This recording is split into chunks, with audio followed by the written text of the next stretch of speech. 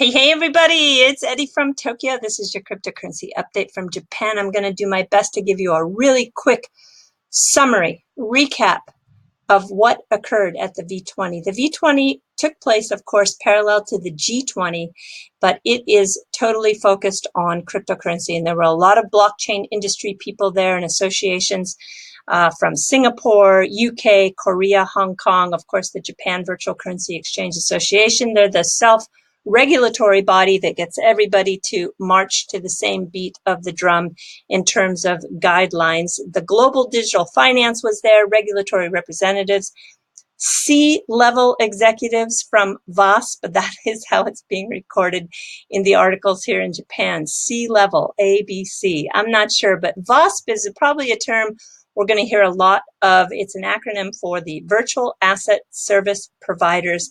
That was the exchanges like Circle, Huobi, Coinbase that attended this meeting. Well, anyway, there was a surprise presentation that I didn't know about, and that was SBI. And the topic is all over the media here in Japan. It's about the whitelist withdrawal system that the SBI Virtual Currency, SBI VC trade site is going to use. And that presentation was given by Mr. Chon. If you don't know him, he's the director of SBI BITS. He's located in Hong Kong. He's had various positions with SBI all the way dating back to 2006.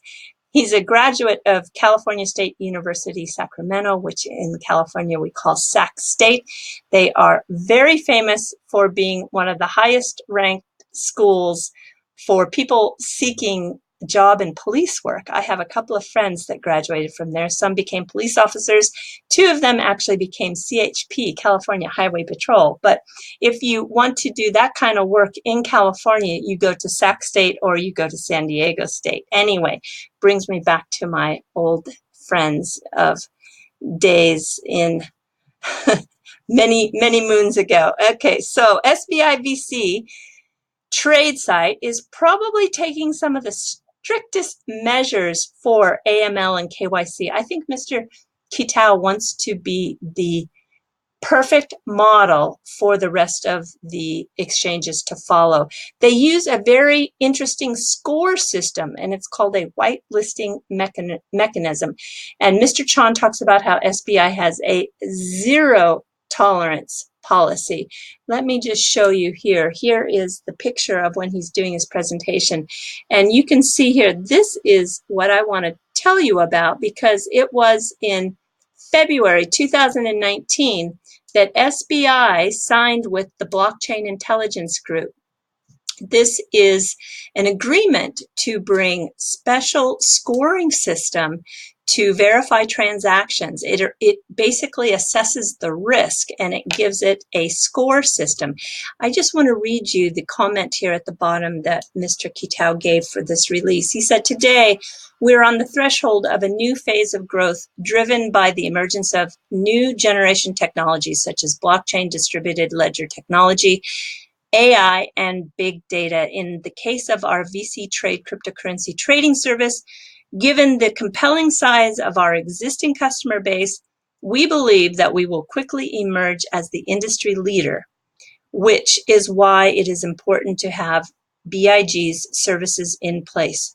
We look forward to all the ways we can benefit from BIG's services as we move forward," SBI Holdings President and CEO Yoshitaka Kitao said. Okay, so this is something, we don't know everything that's going on behind the scenes. And I think that when there is a delay, for whatever reason, whether we're talking about BACT or we're talking about SBI VCTRADE, I think there's a lot of pieces that need to be put in place, and the timing sometimes always doesn't jive. And this also could have been a reason that delayed from March to July for their full ramping up of the virtual currency site. I don't know, but I do know one thing's for sure: we don't have all the information ever. So this is the company, though, that's providing them that very unique scoring system to be the leader in terms of KYC and AML.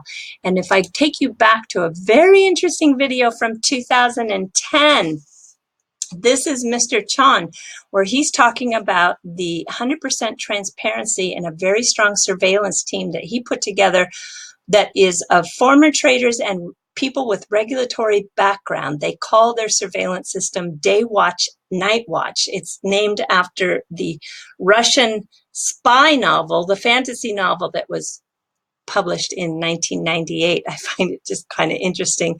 But it is an all-time monitoring system that lowers the latency. And currently, at that time, in 2010, they were able to get down to a sub-millisecond or 20 microseconds for their clients to do high-frequency trading. So I'm sure they probably even improved that speed from today. And in the, next video, I want to show you what something that Stephen Dieppe found. He is amazing when it comes to finding video for the XRP community. This is Mr. Chon again talking about, well, you just have to hear it for yourself. This is just 15 seconds. Going to take you to the minute mark, okay? Listen carefully and watch his body language. Etc.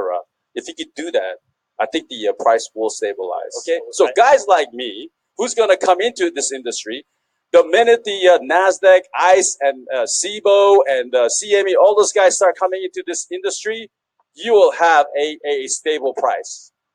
Interesting, huh? He is absolutely sure that when the NASDAQ, ICE, CBOE, and SME come into this industry, we're going to have a stable price. Wow. Okay, so recommendations being made by the FATF are just that. They are recommendations. There's no hard date due, if you will, to when this has to come into compliance.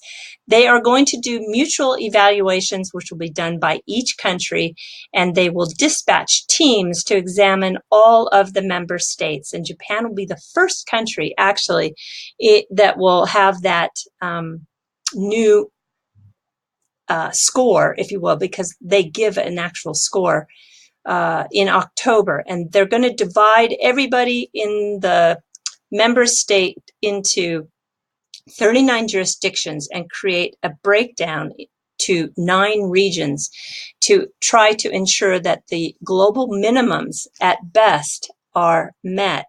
So there are some interesting additional stories coming out of that. Here is, of course, the slide of when he was giving his talk about, you know, basically don't be afraid of the regulatory recommendations, because this is going to be for everybody's benefit. So he says he's walking a very, very high tightrope. And in doing so, he tried to ease everybody's fears and assured them that there would be optimal regulatory guidance with kind of a team effort. But, you know, he did admit that there's a lot of technical issues still to solve. And in especially the P2P transactions or the DEX, the decentralized exchanges. And he did admit that he would likely see OTC increase. And I think, of course, if you put too much restriction on the exchanges, people are going to find a way to do transactions around the exchanges. And this is actually why the members of the VASP came to talk to Mr. Tom Nalen, because they are concerned that if there are too many hoops to jump through and bars too high to jump over, people are going to find ways other than exchanges to do those transactions. So he wanted to let everybody know that regulation is not a fear-causing monster. Yeah, he used the word monster. I think it's the big word taken out of his presentation that will end up in most of the media articles tomorrow. So I think they're trying, but again, you know, I do understand the feeling that the exchanges have right now. They are really feeling a little bit insecure to the future. And then if I go to the articles, wow, I found so many articles written in Japan, but the very best article I found is actually coming out of China, and it's coming out of mainland China, not Hong Kong, Macau, or Taiwan. This is Shenzhen, and this is the Silicon Valley of China, and they're an interesting platform. They're a media platform that's kind of connected to the iGaming gambling world. They got their seed round of funding early on from 7-Star Digital, which is part of the world of gambling. And then they also received another $3 million round in January. But that round is from an anonymous source. And of course, you know, I looked, but I couldn't find it. But they talk about how the innovations are a huge positive, of course, but however, it's the virtual assets still pose risk with money laundering and terrorist financing. And in this particular presentation that was given, there was a report that was cited, and that is, where is that? That is this report here that was the United Nations Security Council. And they're going to try to get everybody in line by June 2020, but that's a tall order. And then another really good source was CoinDesk Korea. They actually were able to do a one-on-one interview with Mr. Nayland, and it said that, of course, the recommendations are just that, recommendations. And the main concern of the industry is the question of privacy. And is it really technically possible, is what CoinDesk asked. And he said that the industry and the FATF will work together to develop technical solutions to protect privacy and information security. So I'm really curious if we'll hear anything that came out of that closed meeting with the VASP. Coinbase, Kraken, Bitflyer, BitThumb, they were in attendance. And there is concern that the people are going to move away from these exchanges. And Nayland dismissed that in this particular interview. He said exchanges are less risky than handing your assets over in other ways. So working with individuals that have no insurance is not something people are going to want to do. So he is trying to walk to the tune that, don't worry, our regulations are not going to hurt this industry. All right, everybody, do I have anything else? No, I'm going to put the links to all this in the description below, so I can't even get into this document. 378 pages, the United Nations Security Council. What I guess the big point in this one that he brought up in the interview with the Korean staff for it's CoinDesk. The big point that they were bringing up is the fact that still a lot of money is ending up going to North Korea, and I think they want to do everything they can to kind of be able to stop that flow, and also if there are any future countries identified as those that are considered terrorist, they want to be able to have the regulations in place to really stop that. Okay, everybody, let's go to the fluff. Wow. Okay, I talked as fast as I could. I'm sorry. I didn't want to take long in this video, but this is actually the Japan G20 first spouses, they call them. They mingled and fed the koi fish in Kyoto. So Kyoto, which is really amazing. You know, Osaka, Kyoto, Tokyo, they're all three so different from each other. And Kyoto has some of the most amazing temples and shrines. But they went to one of the oldest, in fact, it is the oldest and largest in Kyoto. It was built in 1236. History in this country just amazes me. And it's called the Tofuku-ji. It's the Lucky East Temple. And it is still full of, the grounds have, I don't know, 15 to 20 different buildings. There is a 15th century building on the site. It is considered one of the 5 great temples of Kyoto. It is really magnificent. You can see when they are, I didn't want to play that one. I want to go back. Can I go back? Yeah, to this one here. I don't know who this gentleman is. Someone in the comment section may know. He was the only gentleman with the group of ladies, so I don't know if he was a chaperone or who he is or why he was with them. But the koi they fed are nishiki koi, and that is really prized koi fish. You'd be surprised, these koi sell for in the thousands of dollars each. They're just really beautiful, and they're friendly too. If you come up to them, they don't swim away. They'll eat right out of your hands. Anyway, this is a little bit of the video from that particular temple, and I just want to share with you some of the beautiful pictures from this temple. This is a Zen temple, and what you're looking at here is the southern garden.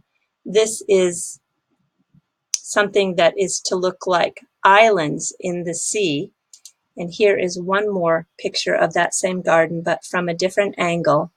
I've been to this temple 3 times. It's a must-see when you go to Kyoto. And this one is the northern garden. In a hot day, it's very cool on this side of the main temple building.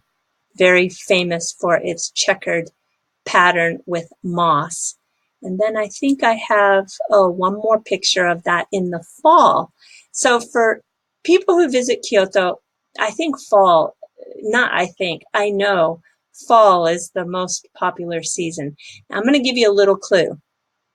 If you go the 3rd week in August, everybody is in school and the tourists from around the world haven't come yet, but the leaves are starting to change so you can get some color.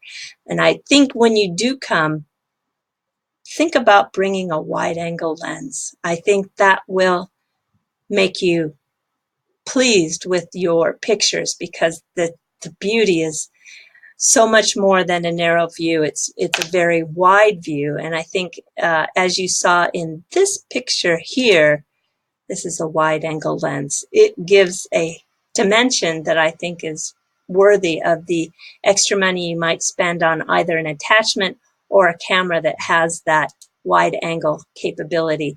Okay, and then I want to show you another 2 pictures. This actually is the Eastern Garden, and it's to represent the main stars in heaven with moss. I just love the combination. I love that combination.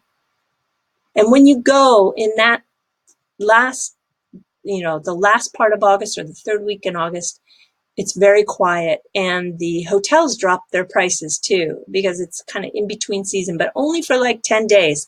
If you go in September, oh my gosh, watch out. The crowds are just crazy, and that's not exactly what I want to do. And then this is a fall pic.